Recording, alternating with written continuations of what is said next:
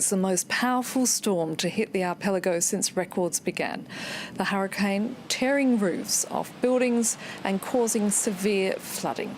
The Category 5 storm is now packing sustained winds of up to 280 kilometres an hour, as well as 7-metre tidal surge has been recorded. This is hurricane warnings and storm surge warnings have been issued for nearly all of Florida's east coast, Georgia and South Carolina announcing mandatory evacuations in coastal areas. Now, joining me in the studio is Dorian, a disaster prevention expert. Thank you so much for coming in. With climate change, these sort of monster hurricanes like this are going to become more and more the norm, and that's putting enormous pressure on governments and local authorities. So what can they do when you take into account these extraordinarily strong winds and tidal surges? What they can do is to have more and better preparedness, better disaster preparedness.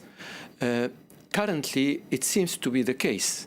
Perhaps not for the Bahamas because they do not have the same resources as the United States, but facing this kind of phenomena, especially like the Hurricane Dorian, which seems to be an exceptional one and which seems to be a phenomena of an unusual performance. So we need to expect that this hurricane is going to be threatening until at least next Thursday. Now, we're seeing more unusual weather phenomenon than ever before. We're getting wildfires in Russia.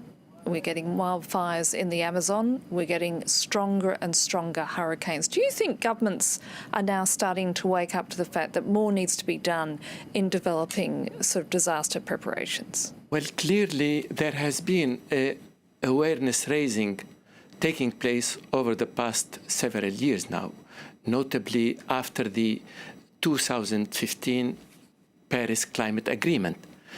We have also seen that 2 weeks ago in the G7 summit, there has been an awareness of the necessity to undertake an action regarding the fire in the Amazon.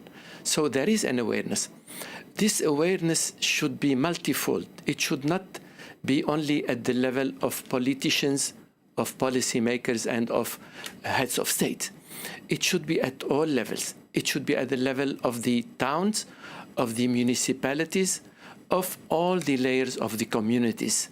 This is the case, for example, in countries like Japan or in Latin America or in the United States.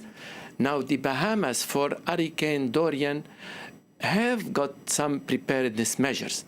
We need in the future for countries like Bahamas or in the Caribbean, Haiti or other countries, we need to make sure that they are empowered with necessary resources to have early warning system, to have appropriate disaster preparedness measures, to have drills every year on how to behave, how to cope, to have this kind of awareness at the level of educational system, of schools, of hospitals. Dorian, we're going to have to leave it there. Thank you so much. Thank you.